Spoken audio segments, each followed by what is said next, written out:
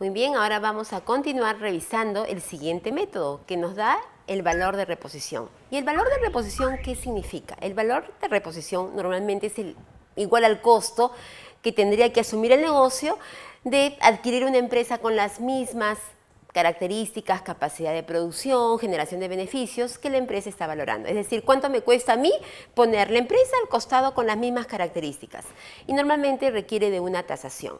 Y en ese caso, para la empresa BIG, dado que estamos aplicando los diferentes métodos de valorización que estamos aprendiendo, para el caso de BIG, digamos, ¿cuál sería el valor de reposición estimado para BIG? Y eso lo podemos encontrar en los datos ya mencionados anteriormente, que sería el monto de 4 millones de unidades monetarias. También tenemos ciertas limitaciones, ¿no?, aplicando este método, como el que no guarda relación con el potencial de la empresa para generar beneficios económicos.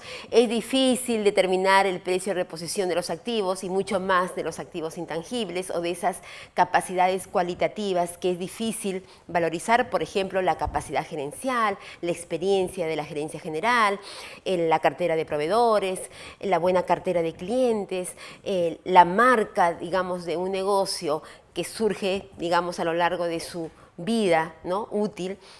Son factores difíciles de poder calcular. Por lo tanto, tenemos en este método 4 millones. Ya hemos visto, por lo tanto, con esto sería el cuarto método, digamos, aplicando el método del valor de reposición. Luego tenemos el valor de mercado bursátil. Y en este caso específico para BIG no sería aplicable, porque nos indicaron al inicio que la empresa no cotiza en bolsa.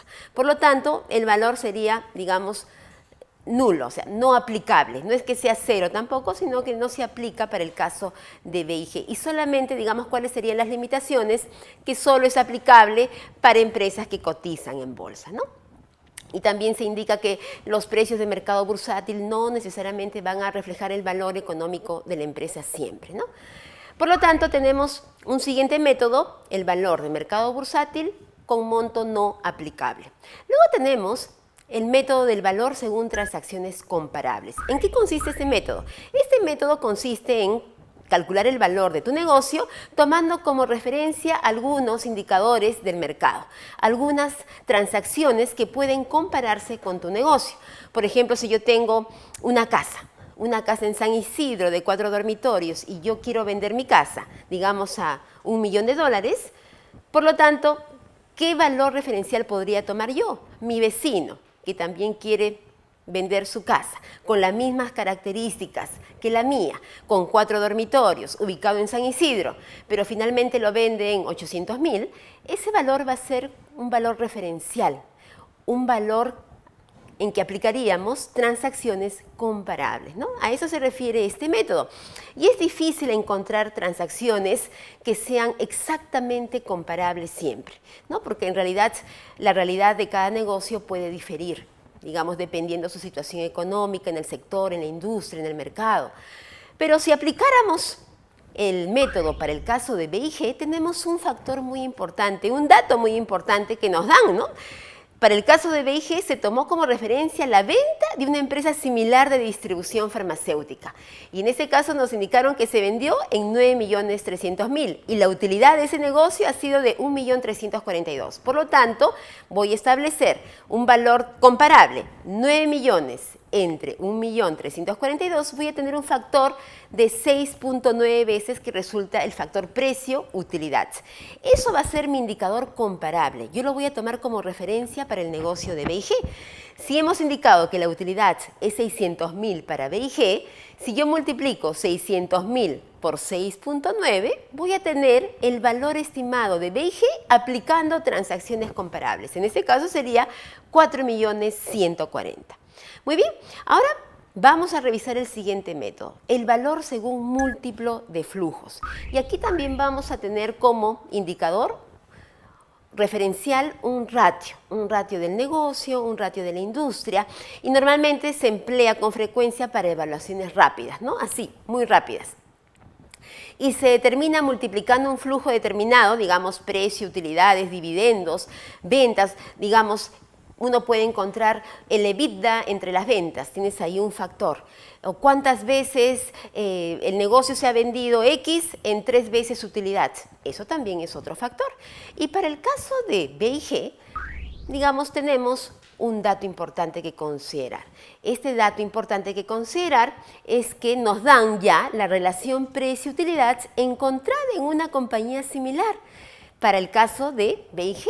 Y nos dan un dato que es 7. Nosotros podemos revisar los datos que veíamos al inicio de esta explicación y tenemos un dato importante que es 7. Por lo tanto, si yo multiplico la utilidad de B y G de 600.000 por 7, voy a tener un monto de 4.200.000 unidades monetarias aplicando el método de valor según múltiplo de flujos. Recuerden que todo eso son datos tomados de manera referencial en el mercado.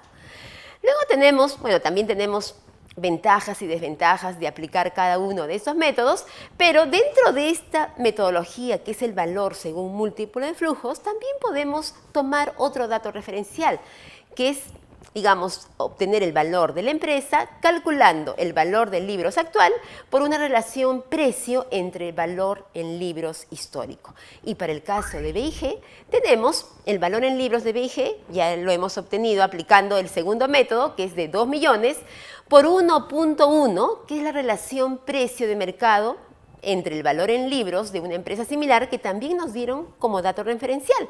Por lo tanto, 2 millones por 1.1, voy a tener finalmente el monto de 2.200.000. Es decir, aplicando el método según múltiplo de flujos, estableciendo la relación precio de mercado entre el valor en libros, voy a obtener un nuevo monto, diferente a los anteriores, pero muy semejantes también, de 2.200.000. En este método yo puedo usar diferentes variables del mercado. Por ejemplo, si yo quisiera valorizar una empresa inmobiliaria, voy a tener el precio por el número de metrajes construidos. Si es una empresa de seguros, puedo tomar como valor referencial precio por el número de primas emitidas en un periodo de tiempo. En hoteles, el precio según el número de camas. Es una empresa de transporte, el precio según el número de pasajeros que, digamos, traslada de un periodo a otro. Y en fin, en la pantalla vamos a poder ver diversos factores según el giro del negocio. Y luego también tenemos diversas ventajas y desventajas de aplicar estos métodos. Luego de esto vamos a pasar a explicar el más importante de los métodos. Hemos explicado 7 métodos y aplicando cada uno de estos 7 métodos voy a tener un determinado valor para B y G. Pero el último de los métodos, que es el valor según flujos de caja descontados, es el método más ampliamente usado en los negocios, porque es el único financiero, a diferencia de los otros 6. Los otros 6, digamos, toman datos históricos, referenciales en el mercado, pero el más ampliamente usado es el que se muestra en pantalla y vamos a continuar en el siguiente bloque explicando en detalle este método. Muy bien, y ahora vamos a explicar en detalle qué significa el método según flujos de caja descontados. Y es un método normalmente el más usado en los negocios porque es el único que incorpora el aspecto financiero. Y aquí en la pantalla tenemos una fórmula, digamos, sobre la forma de hacer el cálculo, ¿no? Para determinar el valor de la empresa. Más allá de la forma de cálculo, que vamos a tener que considerar aspectos como tu proyección de ingresos y tu proyección de egresos. La diferencia de ambos va a ser ¿qué cosa? Tu saldo, digamos, de caja que podrías tú proyectar de aquí a un número de años. Tenemos un horizonte de tiempo, tenemos un costo de oportunidad de capital, tenemos también, digamos, un valor residual, que es lo que normalmente los negocios esperamos obtener al final del periodo u horizonte de inversión. Muy bien, todo eso puede ser relativamente sencillo porque deberíamos aplicar la fórmula de, digamos, valor actual. Es decir, vamos a aplicar una herramienta financiera para determinar el valor de B y G a través de su flujo de caja descontados. Pero es importante mencionar que este es el único método que incorpora la capacidad que tenga el negocio de generar flujos de caja futuros. Los demás métodos veían lo histórico, lo de atrás, y también tomaban datos referenciales que pueden o no ser ciertos o normalmente ser muy exactos. Pero este método recoge la capacidad que tenga el negocio para generar flujos de caja futuros en el tiempo. Es un aspecto muy importante a considerar y normalmente el vendedor, cuando quiere vender su negocio, va a tener que estimar este flujo de caja y el comprador también desde su perspectiva va a tener que estimar este flujo de caja. En las sinergias de ambos es lo que va a surgir el valor de cierre de esa transacción. Por lo tanto, es importante explicar, digamos, en qué consiste este método. Para el caso de BIG, teníamos que el negocio, los directivos de BIG habían estimado tener 900.000, ¿no?, de utilidades proyectadas por 10 años. Y en la pantalla se muestra desde el año 1 hasta el año 10, 900.000 cada año. Muy bien, aplicando la fórmula, digamos, trayendo a valor actual o valor presente, considerando los factores que ya hemos mencionado, tenemos el valor actual para BIG sería de 4.235.000. Ojo que también tenemos que considerar el valor residual. Y el valor residual nos dan el monto de 1 millón. Ese millón también tenemos que traerlo a valor actual considerando el 18%. Por ello es importante considerar que a través de este método estamos llegando a un monto de 4.235.000.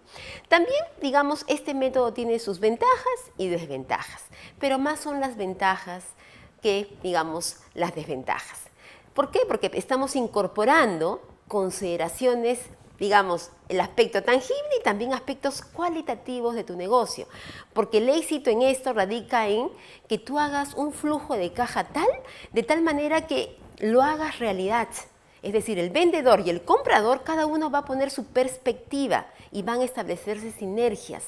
Es decir, el flujo de caja tiene que recoger todos esos aspectos tangibles e intangibles que se generan en los negocios. Y también vamos a considerar el factor de riesgo. Por eso en la fórmula que acabamos de explicar y que vemos en pantalla, estamos considerando el factor, una prima de riesgo específico al momento de hallar el costo de oportunidad de capital. Es muy importante este dato. Y en realidad tampoco es fácil de calcularlo, ¿no? Se requiere toda una metodología también. También es difícil estimar el horizonte de tiempo. ¿En cuánto tiempo debiéramos hacerlo? ¿10, 15, 20, 25, 30? Es muy difícil también determinar el horizonte de tiempo. Y el valor residual también es difícil. O sea, en realidad, la desventaja de este método es poder determinar los factores. El flujo de caja, el costo de oportunidad de capital y el horizonte de tiempo. Además del valor residual, obviamente. Haciendo un resumen de todos los métodos que hemos visto hasta el momento, que son 8, tenemos aquí un rango de valores que van desde el valor nominal, el monto de 100.000, valor en libros 2 millones, valor de liquidación 2.050.000, hasta el flujo de caja de descontados que nos da el monto de 4.235.000. Por lo tanto, tenemos un portafolio de valores según los métodos que estemos aplicando. Ahora bien, ¿qué deberíamos hacer ahora? Deberíamos ya nosotros como vendedores o compradores negociar con la otra parte. Yo ya sé, digamos, cuáles son los rangos de valores que puedo yo obtener aplicando estos diferentes métodos, pero tengo que situarme ahora desde la perspectiva del vendedor o la perspectiva del comprador. Y si fuéramos, por ejemplo, el vendedor, ¿cuál sería el precio máximo? Pues sería infinito, ¿no? Yo esperaría venderlo al mayor precio posible. Pero ¿cuáles serían los precios mínimos que el vendedor esperaría obtener? En este caso sería valor nominal, no es aplicable, o sea, no es relevante, el valor en libros como referencial, pero tenemos aquí rangos que nos dan, por ejemplo, el valor de negociaciones comparables o el valor relación precio-utilidad y sobre todo el flujo de caja descontados, que tenemos un monto de 4.235.000. Esto me sirve para que el vendedor pueda situarse entre los rangos en que va a negociar la venta de su negocio. Lo mismo va a pasar con el comprador. El comprador va a tener sus rangos de montos y por lo tanto, ¿cuál sería el precio mínimo que esperaría el comprador? Sin límite, ¿no? Porque esperaría pues comprarlo al menor precio posible. ¿Y cuál sería el monto máximo que el comprador esperaría pagar por el negocio de BG?